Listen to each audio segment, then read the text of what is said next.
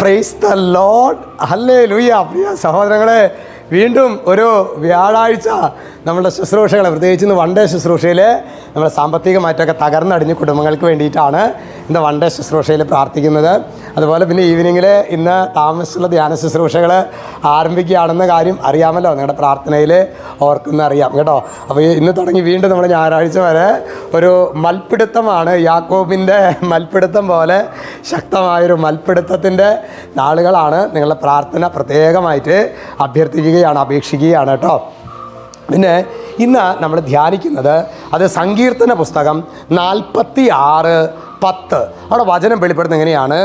ശാന്തമാവുക, ഞാൻ ദൈവമാണെന്നറിയുക.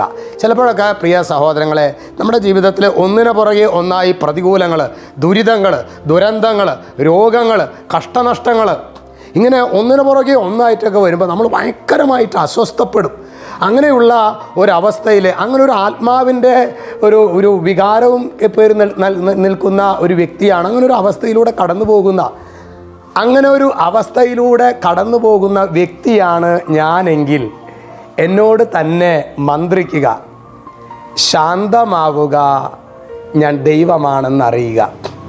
സ്വസ്ഥമായിട്ടിരുന്ന് നിന്നെ അനുഗ്രഹിക്കുന്ന, കരങ്ങൾ ഉയർത്തിപ്പിടിച്ച് നിന്നെ അനുഗ്രഹിക്കുന്ന കർത്താവിൻ്റെ സ്വപ്നം, കർത്താവിൻ്റെ ചിത്രം മാത്രം മനസ്സിൽ കണ്ട്, നിന്നെ അനുഗ്രഹിക്കുന്ന കർത്താവിൻ്റെ ചിത്രം അത് മനസ്സിൽ കണ്ട് സ്വസ്ഥമായിട്ടിരിക്കുക.